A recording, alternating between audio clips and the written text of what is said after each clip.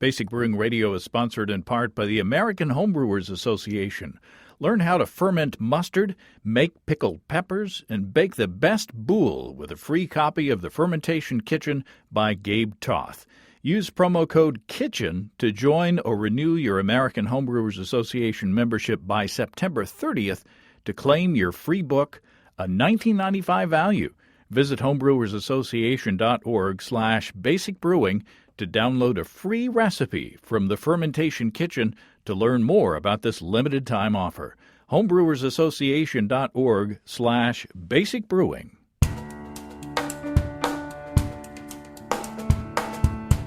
Welcome to Basic Brewing Radio for Thursday, September 1st, 2022. I'm James Spencer. Here at Basic Brewing Radio, we're all about home brewing. This week, Chris Colby and I culminate our conversations about recipe development by strategizing the creation of a delicious dry stout. We'll walk through the process of envisioning this recipe from scratch. If you go to basicbrewing.com, you can find archives of our audio and video shows. If you go to basicbrewingshop.com, you can find our DVDs and our brewers' logbooks. You can follow me on Twitter and Instagram at Basic Brewing and find our show page on Facebook as well. If you want to support us financially, check out patreon.com/basicbrewing, and many thanks to everybody who's helping out in that way. If you go to patreon.com/basicbrewing, you can see a long list of stuff that you can access if you sign up as a supporter. Financial supporters have already seen the video episode that I'm planning to post on Friday.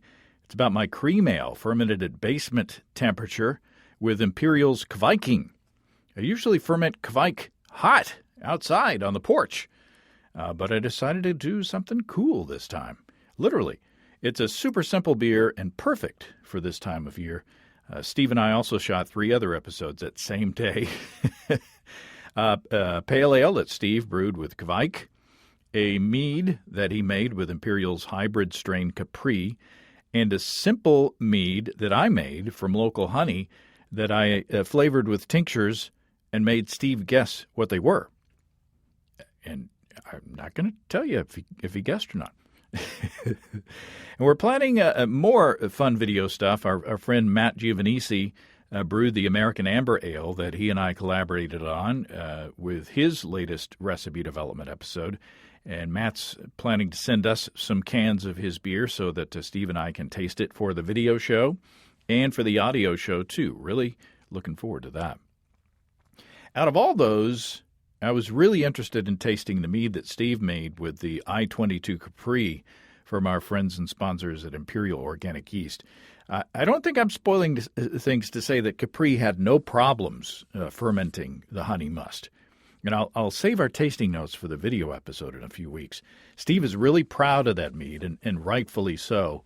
I-22 Capri is a true genetic hybrid of 2 yeast strains, A38 Juice and A43 Loki. So an English strain and a Kvike. It's not a blend where they're just mixed together in a bag. Nope, it's a true hybrid between the two. I brewed a hoppy no-boil beer with it, as you saw in the video show, and it was delicious. Just another example of innovation from Imperial Organic Yeast. With 200 billion cells in each easy-to-open package, I like to say my stir plate is dusty because I don't use it anymore to make starters for moderate-gravity 5-gallon batches. And my airlocks are usually bubbling before bedtime. Ask your local homebrew store about I-22 Capri and check them out at imperialyeast.com. That's imperialyeast.com. Now, I'm talking to Chris Colby this week, author of the Homebrew Recipe Bible, Methods of Modern Homebrewing, and How to Make Hard Seltzer. Chris has a fun announcement coming soon, which you'll hear about here, so stay tuned. In the meantime, Chris and I put our brains together to formulate a recipe for a delicious dry stout. Chris Colby, welcome back to Basic Brewing Radio. Hey, James. Thanks for having me on the show. This is we've been talking on this recipe development series for a long time, and we kind of had the culmination of it with Matt Giovanisi several weeks ago when we talked about an American Amber Ale and actually sort of constructed a recipe right there, live on the spot. And so I want to do the same thing with you, and I asked you to pick a style. And what did you come up with? I said dry stout. Now, with Matt, what I did was I went into the BJCP guidelines and I searched for American Amber Ale, and they had a category there. With this, I searched for dry stout, and there's not a specific category apparently specifically for dry stouts. It doesn't seem like to me that it would be an obscure category or an obscure style. You are correct. So I don't know. I don't know what's going on there. So what is it that you like about dry stouts? I mean, a good dry stout is just it's just a great beer. If you ever had like a Guinness, like a good fresh Guinness somewhere, or Murphy Stout, or Beamish Stout, or there are some American brew pubs have come up with a good dry stout. It's just a good, flavorful, well balanced beer. Yeah, it's hard to describe. Yet we will attempt to. Yes, in gruesome detail. Now there is an Irish stout, an Irish extra stout, a sweet stout, an oatmeal stout, a tropical stout, an extra stout, American stout. So there's lots of stouts listed, and I get maybe would it be similar to an Irish stout since you mentioned Guinness. Yeah, I don't know or care what the BJCP says. I mean, here's the thing: if you're a homebrewer, you know what a dry stout is. You don't need someone else to make up some numbers and throw them at you. And when you say dry, how dry, and how does that affect the style? They're generally, they're generally low alcohol, around 4% ABV, so that the finishing gravity is fairly low. But on top of that, some of them are even like a little bit dried out a little bit further by using very fermentable ingredients, like just like a little bit of cane sugar, So yeah, they're I don't know if there's a in like wine there's a scale of dryness, and there isn't in beer, but it's a dry beer. It's a beer that when you it smells of the roast malts that are nice, and when you taste it, it's roasty, and it's not sweet, it's not cloying. It's the opposite of those things. So if it's low alcohol and finishes low in gravity, does it mean that there's a risk that it could be perceived as thin or watery? If you do it wrong, sure. You can, especially if the pH is all wrong. If your pH is low, it ends up there. I mean, there's a particular taste for dark beers that the pH hasn't been, the water chemistry hasn't taken care of the pH, and there's a specific taste, and one that does have the edge of thinness. Whereas as just like I'll use Guinness as an example because that's something that probably everyone has had. Guinness Draft, although it's a roughly 4% ABV beer, it's got a relatively full-bodied flavor. Not quite, because it's just a dry stout, but it's not. It doesn't taste like a Berliner Weiss or anything where there's the very thin body. Mm-hmm. And so I'm assuming that does that mean, and we may be getting ahead of ourselves, but does that mean that you have to pay extra attention to water chemistry? Yeah, we should talk about water chemistry definitely when brewing a dry stout, because it definitely matters. So maybe we should start there. Maybe we should start with water chemistry, and sure. And how do the ingredients affect that water chemistry? Does the ingredients in a dry stout, do they help or hinder with your water adjustments? Well, as you probably know, if you take a pale malt and you just mash it with distilled water, your pH is going to be too high. And to help that out, you would add some calcium in the form of usually calcium sulfate or calcium chloride, and that would help the pH drop. In dark beers, you have actually the opposite problem because darker malts are acidic on their own. When you look at the pH of a mash made with just pale malt versus just pale and like say a medium crystal, the medium crystal is going to drive the pH down a little bit, and if you have a darker crystal, it's going to drive it down even more. And for roasted malts, the kind that go into like stouts or porters, they drive the pH down even further, although not proportionally to their color. Like for example, their 300 Lovabond, roasted barley is not going to be 10 times as acidic as a 30 Lovabond crystal malt. But in any case, they do drive the pH down, and the pH, if you've got normal brewing water already with calcium in it, which you should, because calcium does some other things other than help modulate the pH. Your pH of your mash is going to be low. Then the boil is going to drive it even lower. Then the fermentation is going to drive it even lower, and it brings sort of, I don't know, it mutes the presentation of the roasted malts. Like when you go to smell the beer, it doesn't smell. It smells a little closed off.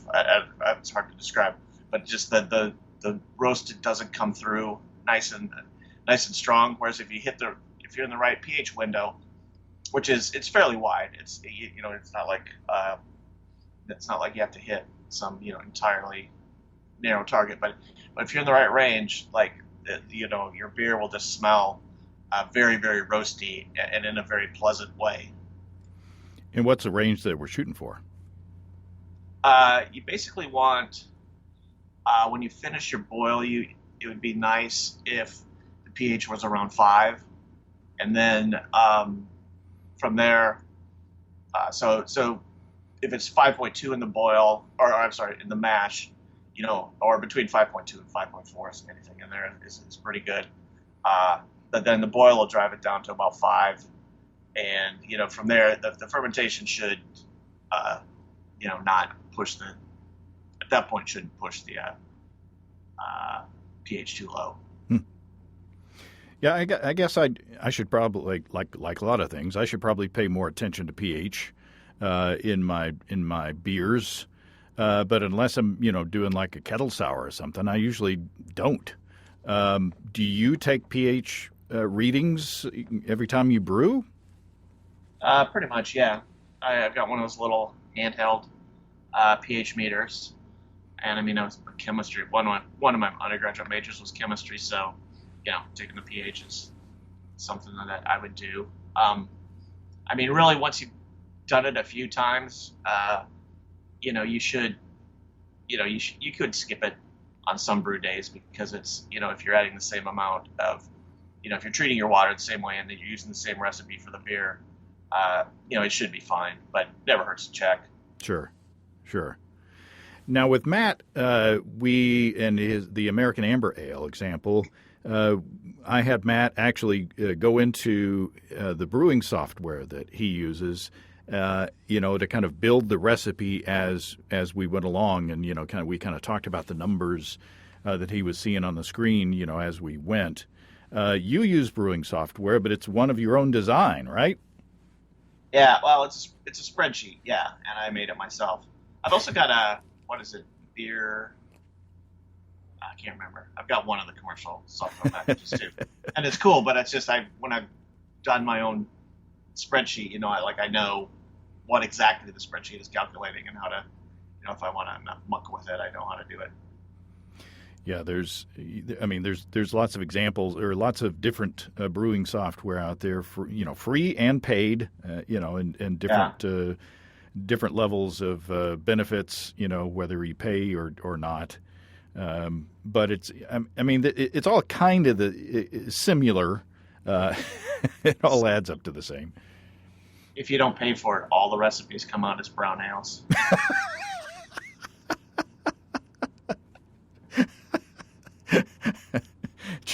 Just another little dig at the brown ales.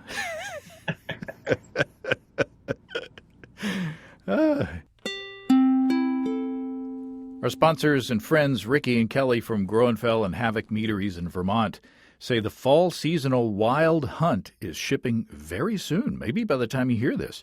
Wild Hunt is a balanced blend of honey, cranberry, blood orange, and spice, brewed in honor of the ceremonial meads of 18th century Northern Europe. At 6.2% ABV, it's deliciously drinkable. And if you search for Wild Hunt on Groenfell.com, you can find a homebrew recipe, too. So pick up some 4-packs of Wild Hunt cans, make the recipe yourself as well, and compare the two. Ricky and Kelly love to support homebrewing and home mead making, including posting extensive advice and clone recipes on Groenfell.com. So cool. In addition to Wild Hunt, as of this recording, bourbon barrel-aged veneer is still available, very limited. And on the other end of the ABV and flavor spectrum, you can get the delicious honey spritzers as well. Free shipping across the country to most states for orders over $75. That's it. It's family-owned and operated. Groenfell.com. That's Groennfell.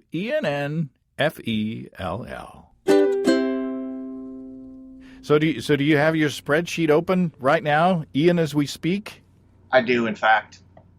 So let's start with some base malt. What do you prefer using as a base malt, and how much would you start with on a 5-gallon or a 19-liter batch? Well, you've got a lot of options. I mean, the super easy one would be to pick a pale ale malt. That's a British malt. For an Irish beer. And it gives a nice malty flavor. It's kilned, slightly darker than pale malt, although an English pale malt is fine. But, I mean, this is incredibly unhelpful, I realize when I say this, but you can also use American two-row. You can also use Pilsner malt. I mean, just any pale malt that tastes good to you, that can be the basis. If you want, a hint of authenticity, an English or British two-row pale ale malt, it is a great start. And I guess if the darker the base malt, the less you have to work on the back end as far as adding specialty malts to get the color that you want. Yeah, I mean, the difference between a pale ale malt and a pale malt is usually like 2 to 3 Lovibond. Pale malt is usually 2, pale ale is 3. So it's not really, your color is going to be almost entirely driven by the roasted malts in this. So from a color standpoint, it doesn't really matter. But just from the standpoint of even though the roasted malts are going to be prominent, you're still going to taste the base malt in there. And just so anything that has a nice flavor, and if you want to go with a nod towards tradition, then I'd go with a pale ale malt. But really, any base malt that you enjoy, or blend of base malts, like if you wanted to do Pilsner with like a little bit of Vienna blended in, that could be perfectly fine. It's just what you like and what you enjoy. Sure. So what do you want for this recipe that we're building? What do you choose, and how much? And I'm assuming that like usually when I brew, like a 5% or around a 5% beer, 5-gallon batch, it's like 10 pounds of the base malt is what I start with, or 4.5 kilograms of the base malt. So since this is going to be lower gravity, how much base malt should we start with? Well, if you go by the 10, equals 5, then 8 should equal 4. So let's try. If I type in 8 pounds of pale malt in here, what gravity does it give me? 1040, which is going to end up with an ABV here, assuming that attenuation that gives me 3.8. So that's ballpark of what we're shooting for. Mm-hmm. Okay, and what's your base malt? What's your pick? Just pick a pale ale malt. Okay, all right. And So, there are, I mean, there's if you want to get really finicky about it, I mean, there's different maltsters in Britain, and all their pale ale malts don't taste exactly. So you can, it's uh, for someone who's like really into it, you might want to try to get your hands on a variety of different malts. But for a beginner, just anything that's labeled British pale ale malt, they all share enough similarities that you're not going to go wrong. mm. And then I'm assuming that since this is a stout, that roasted barley comes into it. Yeah, generally, I mean, a stout. If you're brewing a Guinness style stout, yeah, roasted barley is the main. In fact, the only roasted grain in that. And one interesting thing, of course, that you have to mention when you mention roasted barley is it's not malted. It's roasted unmalted barley. Right. And that there's a very distinct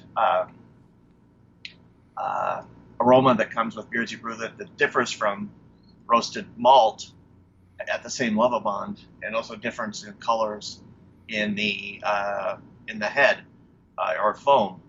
Like roasted barley gives a fairly light colored foam, whereas roasted, black malt or roasted, roasted barley that's the same level bond gives a sort of tan, orangey head. Huh. So, yeah, kind of interesting. And then there's for other stouts, there are a lot of stouts that don't have. I mean, Guinness has a kind of, in a way, a sharp flavor. It's very that one malt is very, or that one grain is very prominent, whereas others like Murphy Stout has a little more sort of balanced, and maybe also a little more intensity, or I'm sorry, a little less intensity in the grain bill, and that is from a blend of different dark grains, different roasted grains. And an interesting thing about the very darkest grains, like chocolate malts, which sort of run the gamut in color, and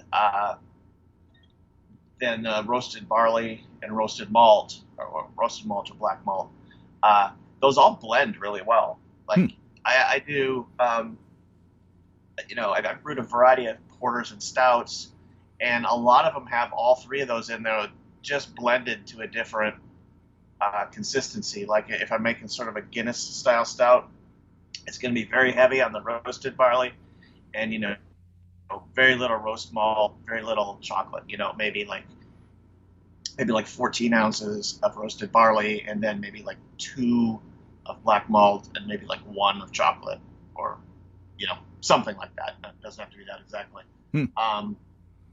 So they all blend together. And then if I'm doing something more like a porter, or like if you ever had Sierra Nevada Stout before they changed the formula, that was all, if I recall right, that was all black malt. And that had a very distinct flavor. And so if I'm doing something like that, it's the flip side of that, maybe 14 ounces of black malt, and then a couple ounces, total, 2 or 3 of a mixture of the chocolate and the other.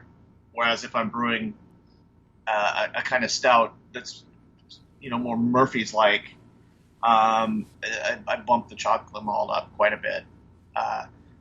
Not maybe to equal the amount of the roasted barley or roasted malt, but a healthier percentage of that gives it, in my mind, a more rounded flavor, and also one more, like, because I liked Murphy's Stout.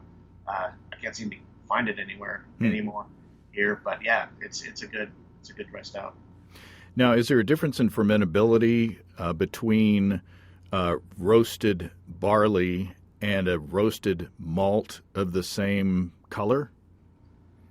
In both cases, you're not really getting much extract out of them. They're not contributing very many sugars. They've been roasted to the extreme.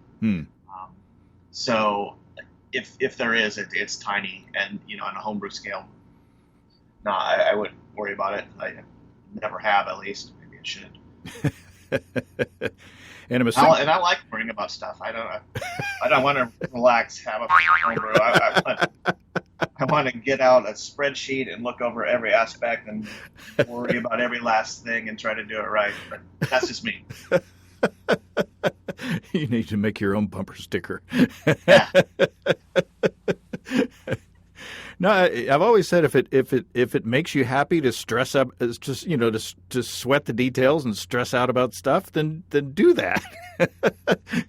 Because there are some people that they wouldn't be happy if they did something in a slapdash way. It would make them stressed out. Yeah, for some people that's the fun of it. And actually, when I look at my spreadsheet here, I do list black malt as having 1 point gallon per pound more in extract than roasted barley. 25 for roasted barley and 26 for black malt. Oh. Well, there you go. Also, sometimes people don't say point gallon per pound, but say points per pound per gallon, which is, it's like a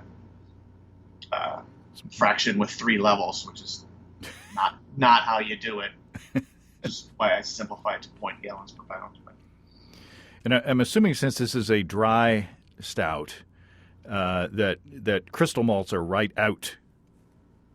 Well, that's an interesting point.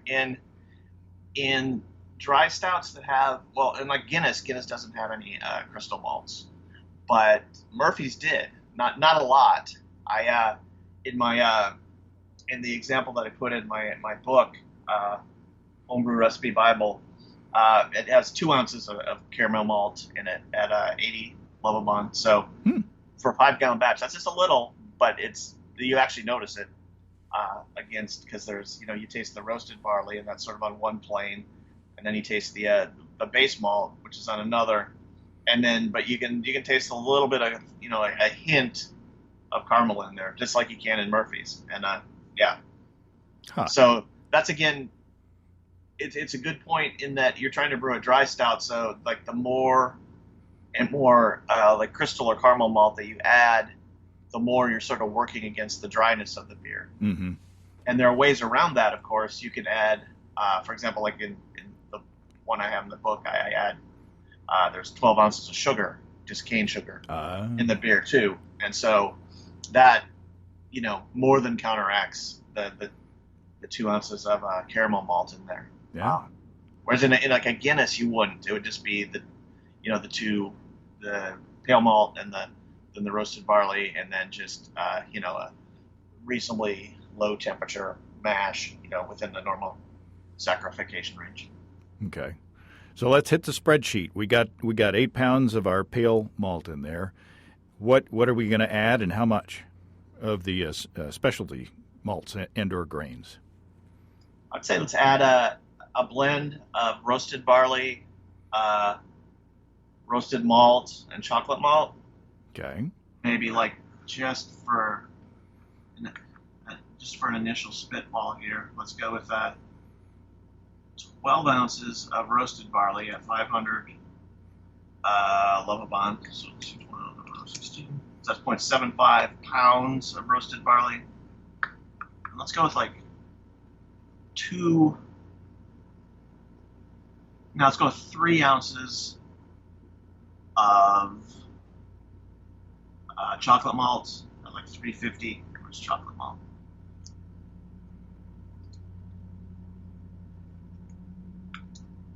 So that's about 20 or roughly 0.2 pounds or 3 ounces of chocolate malt at 350, and then just for the hell of it, let's put in 1 ounce of black patent malt. Oh. There we go. So we've got 12, 13, 14. So we got a pound of dark malt for a 5-gallon batch, or a pound of roasted malt for a 5-gallon batch, and that's about right for a stout. Overwhelmingly roasted barley, a little bit of chocolate malt to round things out, and a little bit of black patent just to additionally to round things out just a little bit more. So how are you going to handle those dark grains in the mash? Do you put them in the mash, or do you do something else with them? There are some decisions that you got to make there. Yeah, I mean, there's a lot of ways people futzed around with dark dark beers, and one of them is to mash the pale malts all by themselves and then stir in the dark grains at the end. I like to have the mash as a whole, just mash everything in at the same time and just have the water chemistry worked out. I think it's actually, from a water chemistry standpoint, it's harder to do it the other way, because you need to get the pale malt. If you're doing it, pale malt mash, then you have to have the water chemistry right for that.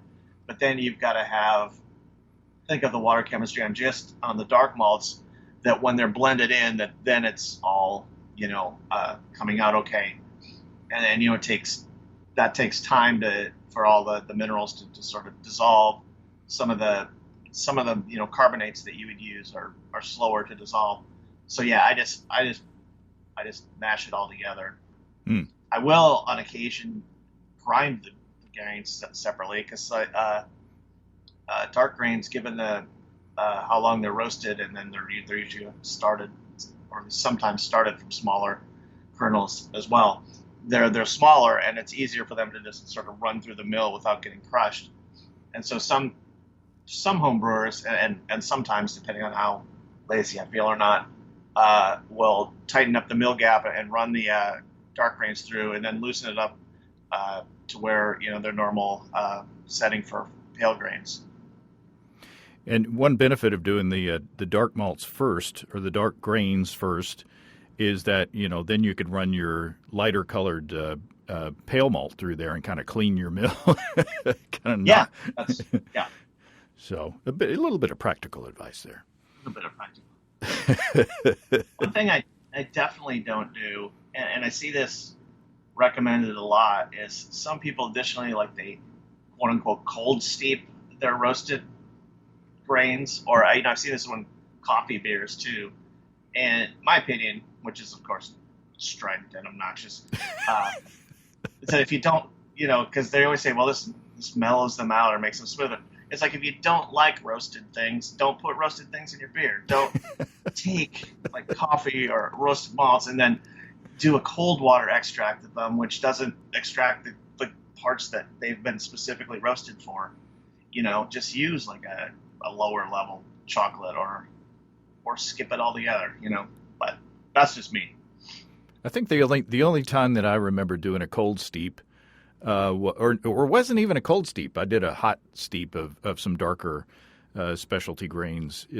I think Steve and I were doing a party guile, and so therefore we didn't want to put the dark grains in the main mash, because then we would be limiting ourselves to both having dark beers essentially. So we did the main mash separately. He took the first runnings, I think. Anyway, we split it up, and then I did a separate steep of the dark grains, and then poured them in my poured the resulting water in my wort. But that's neither here nor there.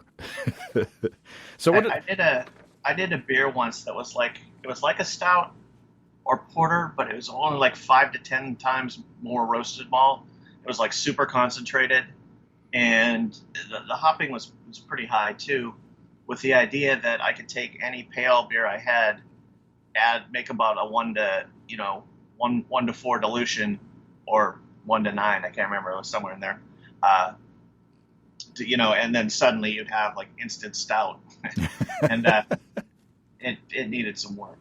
It's not a bad idea to start with, but the first run out the gate had some issues. You mentioned hops. Are we ready to talk about hops? Sure. I'm assuming that this isn't a big hoppy beer with hops in the whirlpool and in dry hops and. A typical dry stout, it's not a super hoppy beer. Like Guinness has a sort of a what they might call like a firm hop bitterness. Like you definitely know there's hops in there, but not it's more in the bitterness than in the flavor and aroma. And Murphy's is toned down, a notch from that, but still, I mean, it's clearly a hopped beer. And so, yeah, I would say, for if you're making like what we're making, a Murphy's-esque dry stout, yeah, the hops you'd want, that's a good question. I would say between 30 and 35 IBUs would be a good start. That's a sort of pale ale range, and that's although without the late flavor, it comes across as less. But also, the roasted malts have their own sort of bitterness to them. So the bitterness of the hops and the bitterness from the roasted grains sort of they should have a nice balance to them. You should be able to taste both things and have not one. You might in a roasted in a dark beer want the roasted malt flavors to be a little bit stronger, and that's great. But you want at least the hops. The hop bitterness is going to round out a little bit of the roast bitterness. Yeah, that's a higher IBU level than I was going to guess. I was going to guess like in the 20s, but I mean you could do that, especially in more in a Murphy's inspired stout. You could probably drop down into the 20s. I wouldn't go below like 25, but that's just me. I mean. And would you add hops other than just like bittering at the beginning of the boil? Would you add some any late hops at all? That's a good question. I generally do when I brew like a Murphy style. I put a very little in right around knockout, just sort of a mellow hop or a noble hop or something like if you can get your hands on decent Kent Goldings, a little bit of that aroma at the end is gonna be good. You almost want the aroma of that. I mean, or not almost. You definitely want the aroma of the hops to be like under the aroma of the roasted malt, right? But a little bit. You don't strictly need it. If you're going just for like a Guinness, that's just bitterness and roastiness, and there isn't a lot of hop aroma in that. And you mentioned EKG.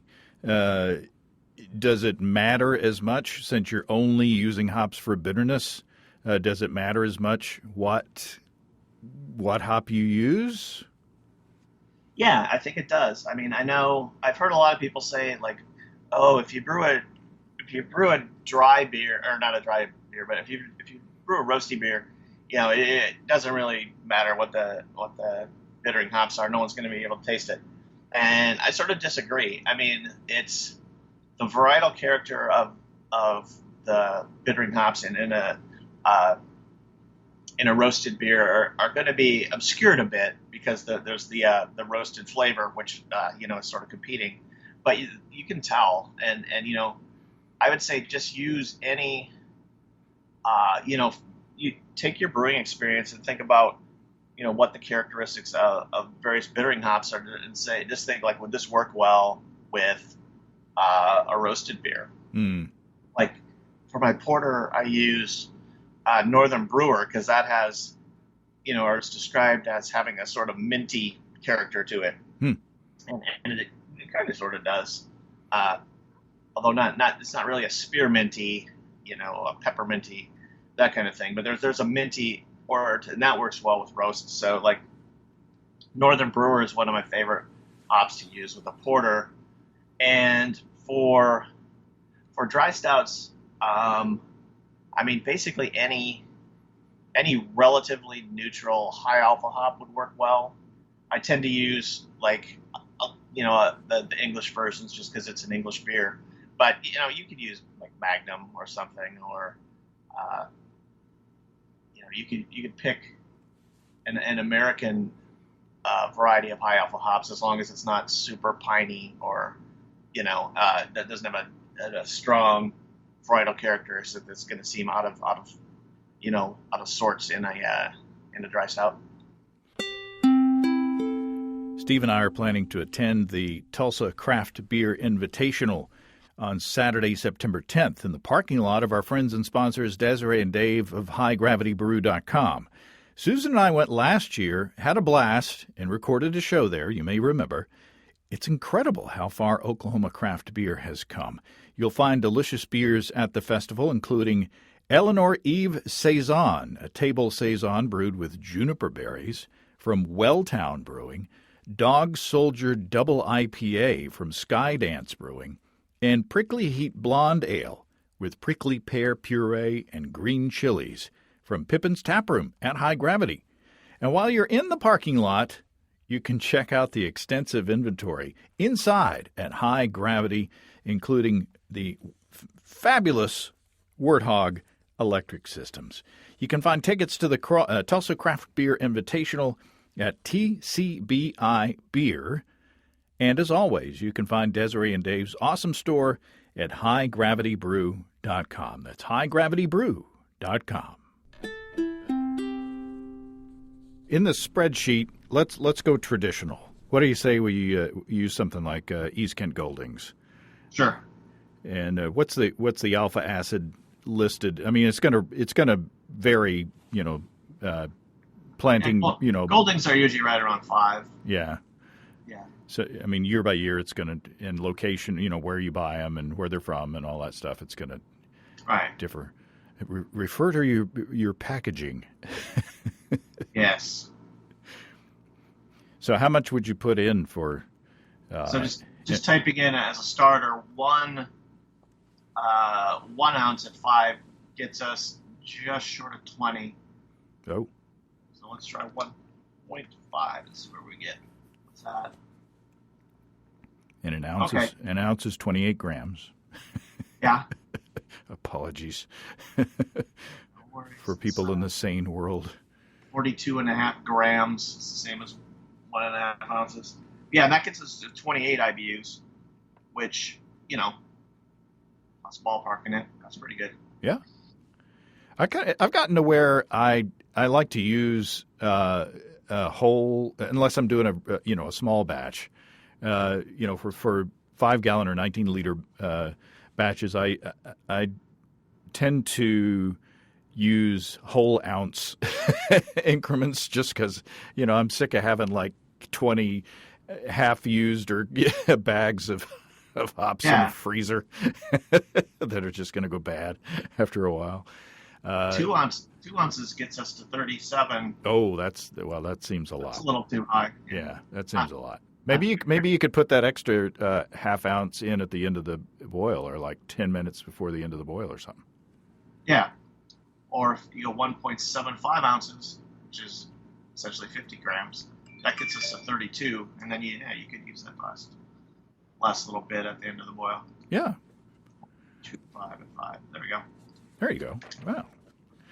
We're being thrifty. And we should go back and dial down the amount of pale malt because we're at 40. Let's see.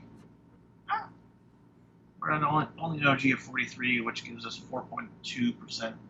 That's not bad. It's a little heavier than 4, but very little. I mean, it's not brain surgery. That works. Shouldn't be. Yeah.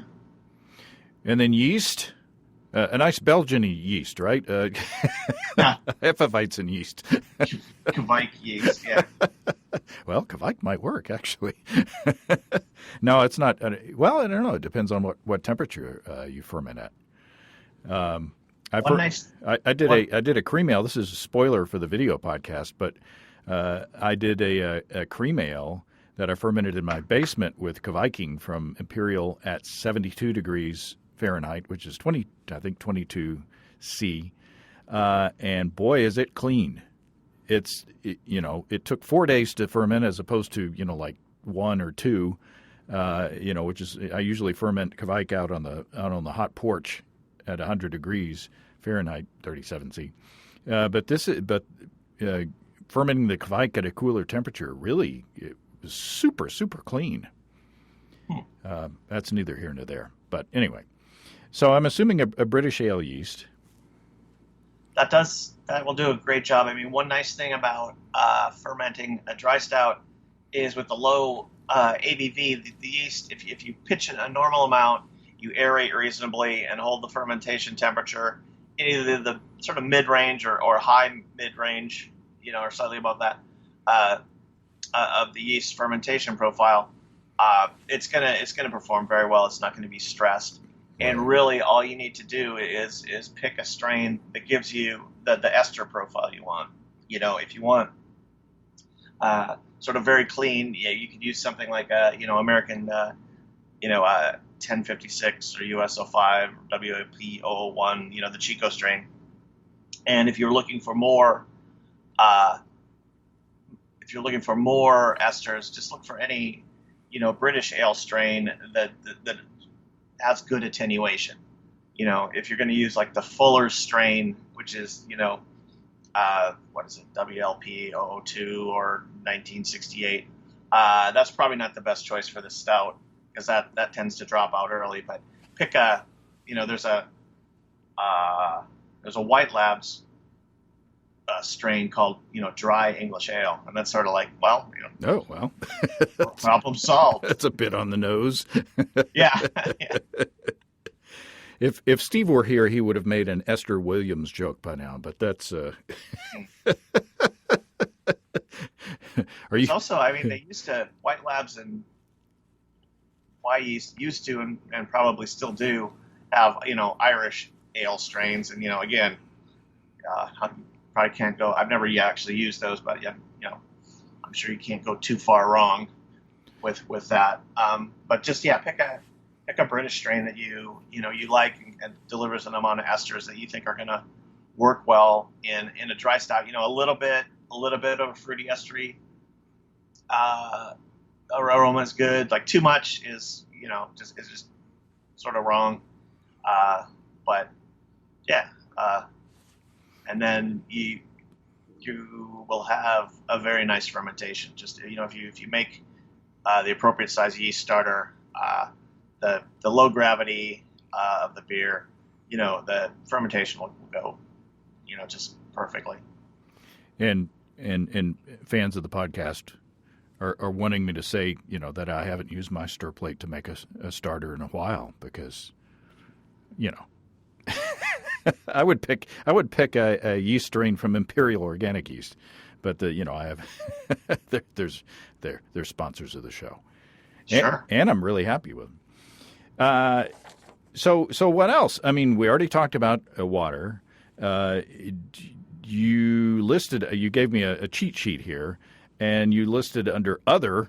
You listed some ingredients that if we want to take this dry stout, and ramp it up a bit into something else, we could play with some adjuncts. Yeah, there's if you want to take the dry stout and make it some adjective dry stout, or something else mixed with dry stout, you've got all sorts of anything that works well with roast. So you could make a coffee dry stout by adding a little bit of coffee. You could make a chocolate dry stout by adding some cacao nibs. You could add a little bit of brewer's licorice in there, which and you can either tell people it's there or just it can be another flavor that adds some interest, but maybe it's not really easy to identify. Fruits like cherry and raspberry do really good, and you could do a cherry or raspberry dry stout. The sort of challenge there is that the cherries and raspberries are going to taste a little better with more residual sweetness in the beer, and of course in a dry stout you don't have that. Mm-hmm. You could add bacon to a dark beer. dry porking. Yeah, dry porking. Yeah, we discussed that. I want that. But on the normal beer, a couple things that people should look into is one of the things that you want to do is collect the correct amount of wort when you brew this. Ours we got up to about 9 pounds. But if you're going a little bit lower in the overall pounds of malt, you want to make sure to check your pH as the as the runnings are coming off, and cut it off when those drop too low, and because otherwise you'll get astringency in your beer. And what can happen with a low enough gravity beer, the amount of wort you collect can actually be less than your target volume. And in that case, you need to add, if you end up with, say, only 5 gallons of wort and you're trying to make a 5-gallon batch, you'll have to add like another gallon of water, and then that'll get the boiled away in the boil. So that's another thing to think about. And the final thing I would say is carbonation in dry start, or nitrogenation is going to influence the beer a lot. Guinness a while ago introduced those little widgets in their beer, and they've always had the nitro, stouts on tap. And a lot of people think that like you need that in a dry stout. And in fact, Murphy's actually started putting their beer in cans and with a widget in it, and I thought that made the beer worse. I like the old, like in maybe I'm just a grumpy old man. Maybe. Maybe about it. But like back when I was in graduate school, we used to go to this bar, and they had Murphy's, and back then it was in bottles, and it was just ordinary carbonation, and it was a great beer. And then I don't know, to me the nitrogenated version of it with the widget just makes it too namby-pamby. It sort of cuts all the because it was never like as an aggressively roasty beer as Guinness, but it was still a stout. It was still had those nice roasty flavors with sort of notes of coffee and all that. And to me, I don't know, I just didn't like that. So, but so you got to think about whether if you've got a kegging setup, whether to just regular carbonation, or if you also have a nitrogen setup, which you're going to push it with.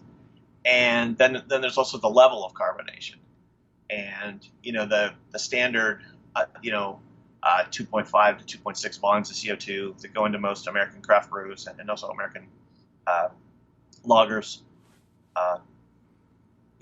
That'll work, but softening the carbonation just a hair, like dropping it down to like 2.4 or 2.2 volumes of CO2 can make it nice. It's a lower,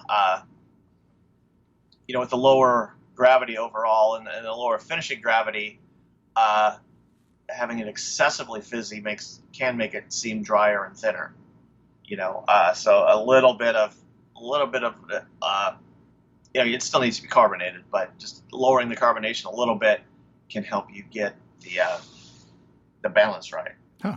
And in fact, if you're kegging, you can do that on the fly. If you think like, well, it tastes a little too thin, drop the carbonation a little bit, let it equilibrate and try it again. Or if you're like, this is too, if you're at 2.4 volumes of CO2 and you think, well, this is, could use to be thinned out a little bit, try bumping up the carbonation a little. It doesn't actually thin out the beer, but it may it changes the perception on the beer drinker's tongue. Huh. Well, it sounds delicious. And if you want to find the official recipe that Chris put in his book, you can look for the Homebrew Recipe Bible. And I'm trying to think of I always forget the other book. You had the seltzer book, the hard seltzer book, and then there's Methods of Modern Homebrewing. Is that right? Yes. Okay. Methods of Modern Homebrewing. That's right. I remembered. Those cogs are a little rusty back there. Well, excellent. Anything more for the cause? Any other tips? Trying to think. Oh, one like a little thing I would say is that some of the malt names, like especially chocolate malt, you have to learn that the name of the malt. Don't be overly influenced in your mind about what the name is. Like chocolate malt doesn't really particularly taste like chocolate. Right. Like it certainly doesn't taste like milk chocolate. Right. But it doesn't really even taste like cacao. I mean, it's it's roasted very similarly, and I mean, it's all those roast flavors have similarities, but get to know get to know your dark malt. If you're going to brew stouts and porters, get to know your dark malts. Just know what they smell like, know what they taste like. Maybe even just steep little bits of them in water, and try a little bit of that, and it'll just help you. It'll help you familiarize yourself with the grains individually, and that might help you make some decisions in recipe formulation. Yeah, good advice. Excellent.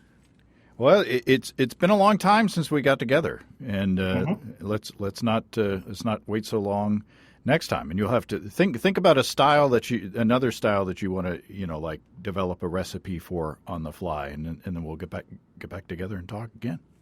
Extra dry stout. Extra dry stout. Super extra dry stout. Arid extra dry stout. Yeah. It's like a powder. You just crush the grains and serve it in a glass. It's just the powder. It's so very dry. There you go. All right. Thanks, Chris. Thanks for having me on the show. Well, thanks again to Chris. We're thinking something big to go into fall and winter with the next recipe formulation. Stay tuned for that. And as I said in the beginning, keep your eye out for a fun announcement coming from Chris before long, and I'll pass that on this show when it happens. If you have some brewing questions, show suggestions, or just want to say howdy, write to james@basicbrewing.com or just fill out the contact form on basicbrewing.com, and please don't forget to tell us where you're from. Check out our mobile-friendly shop at basicbrewingshop.com. Thanks to everybody supporting us through our Patreon page. Special goodies coming your way. Check that out at patreon.com/basicbrewing. That's all until next time. Until then, thanks for listening, everybody. I'm James Spencer. Production help for Basic Brewing Radio and our website is provided by Kelly Dotson. Basic Brewing Radio is a production of Active Voicing. Talk to you next time, everybody. In the meantime, stay well and stay tuned. So long.